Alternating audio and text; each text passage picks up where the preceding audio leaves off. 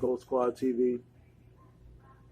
I wasn't gonna do this, considering I said earlier in the video my Pro Wrestling Tuesday videos haven't really been getting a lot of light. However, I would be disrespecting the legend if I didn't mention this. Sunday, this past Sunday, was the 30th anniversary of The Undertaker's debut at Survivor Series. It was also his farewell at the very event that he first started for the WWF at the time, now WWE. Now, Taker fans, I'm a Taker fan. My favorite years from Taker were from '97 and '99. So you're talking like Ministry of Darkness years. You're talking like, you're also talking like before that when he was the Lord of Darkness and diving on everybody over the ring and doing all types of crazy stuff to Paul Bearer, like burning his face and throwing mankind through tables. What was your favorite Undertaker moments over the years, man? Everybody don't talk about the streak. And I think that's too easy. Those are layups, man. Like, anyone's going to talk about the streak. The streak's always going to be the dopest thing to talk about with him. But can you name some matches that you know or you got to see from The Undertaker? They're like sleepers. And what were your favorite moments from The Undertaker that are not necessarily mentioned amongst those moments? I'm gonna read down my favorite moments in my head to y'all, because I've been watching wrestling since '88. Taker was in WCW in '89. '90 he started, in the WWF. He was in the Survivor Series 5-on-5, and he made a huge impact. So here it goes. My favorite Undertaker moment is his rivalry with Shawn Michaels the first time around. Now, a lot of y'all always pay attention to the later years when he had his matches with Taker, with Shawn Michaels at the Manias. I'm talking about 25 and 26. Great matches, not taking anything away from it. I'll just say this from a person who got to see that before that era. Those Undertaker matches that happen in your houses with Shawn Michaels,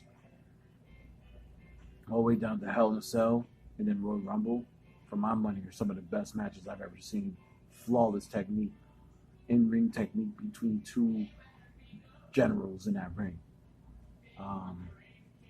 Specifically, Hell in a Cell '97. And man, coked out Shawn Michaels, not even like born again Shawn. Coked out Shawn Michaels took a chair shot straight up like a man. He didn't even cover that up. He just took a L. And it was probably one of the most realistic chair shots that I could possibly remember. Yo, Vic, if you out there, you know exactly what I'm talking about, man. We both cringe every time we watch that. My friend out in East Lyme, as well, we cringe every single time you see that chair shot. It's like, man, it's amazing how Shawn Michaels can turn into Benoit. That's not even to be joking or funny, man. It just, those chair shots ain't cool, man. Why you don't really see much of it anymore in today's wrestling. That said, though, well, that was that Hell in a Cell match with Taker in '97 with Shawn Michaels was like one of the best Hell in a Cell matches I've ever seen. Of the gore, the blood and gore Hell in a Cells. Obviously, everyone points to Mankind and Taker next year, but that wasn't, to me, outside of the crazy, stunts. It wasn't really much of a match.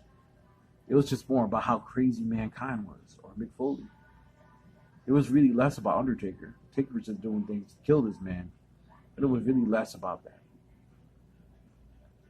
That said, another match that a lot of people sleep on is Undertaker versus Bret Hart, SummerSlam '97. Shawn Michaels is the referee. Shawn obviously Bret spits in Shawn's face, leading to Shawn hitting Taker with the chair as Bret ducks. Now, Bret knows I'm a Hitman fan. Probably more than any of the technical wrestlers. Hitman is like That's my man's. Shouts to Bret the Hitman Hart, by the way. The last of the Hearts.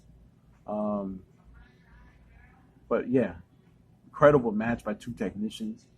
Um, Entertaining. Talking about the storyline, the old Canada storyline, where Bret was kind of going against the U.S. at that time, and the way Bret played that heel role, probably some of the best talking he's ever done.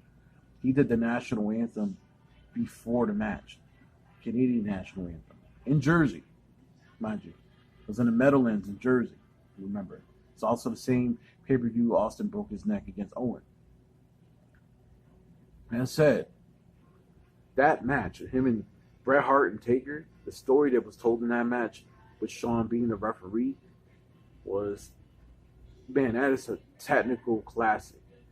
And it's exciting to watch, especially with the fan base. Back then, the fan base is just rabid back then.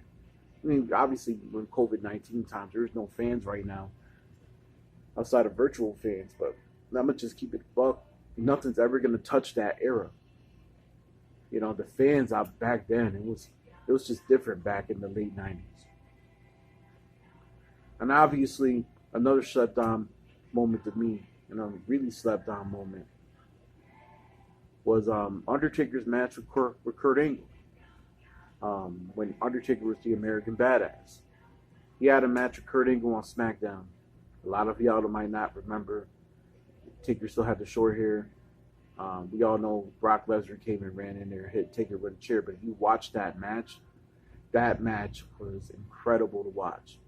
Storyline that was being told in that match, just that sportsmanship between those two.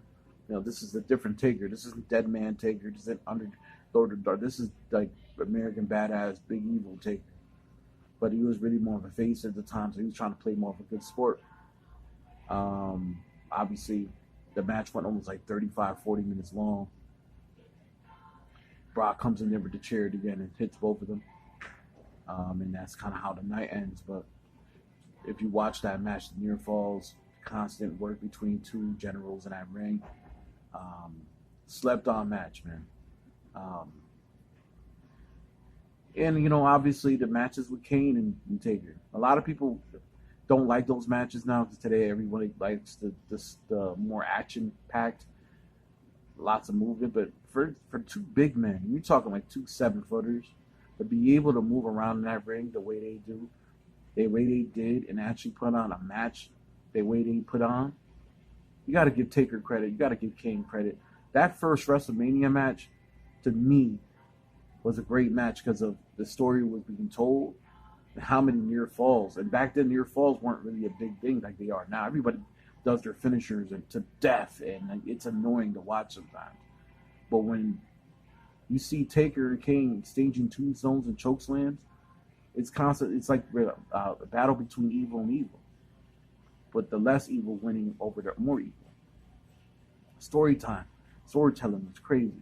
That match, to me, the way Taker fell, diving over the rope into that announcer table, he looked like he broke a few ribs, more than a few ribs. He probably broke like 3 or 4 of them ribs. That looks violent. Obviously, Taker wins, and he gets like 3 or 4 tombstones on Kane. He barely wins. This is back when Kane wasn't selling. Kane still wasn't selling. He was still the monster. He wasn't even talking. Kane got up and tombstoned him on a chair after the match, beat him with the chair, and that was the end. But those are a few highlights that I have of Taker. But I want to ask y'all, what are your highlights of Undertaker?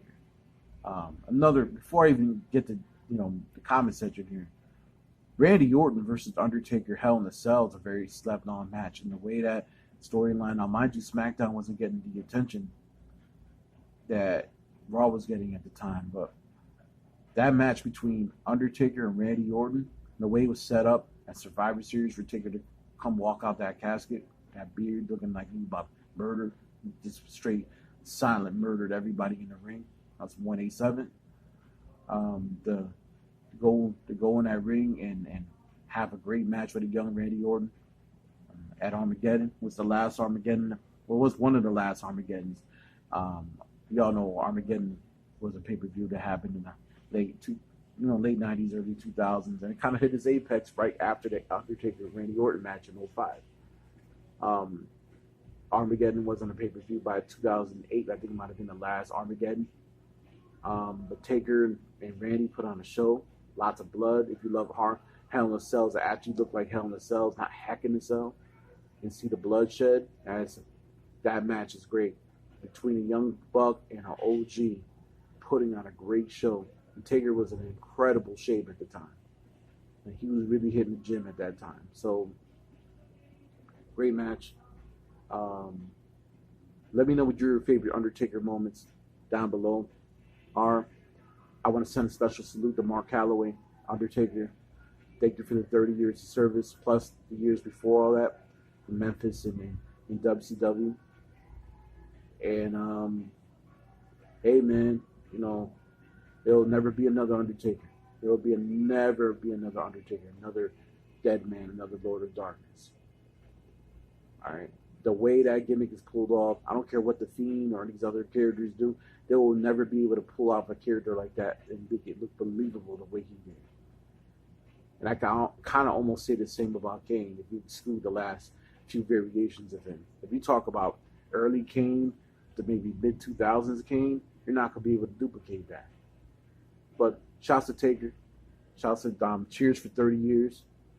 And salute Gold Squad General. I'm out.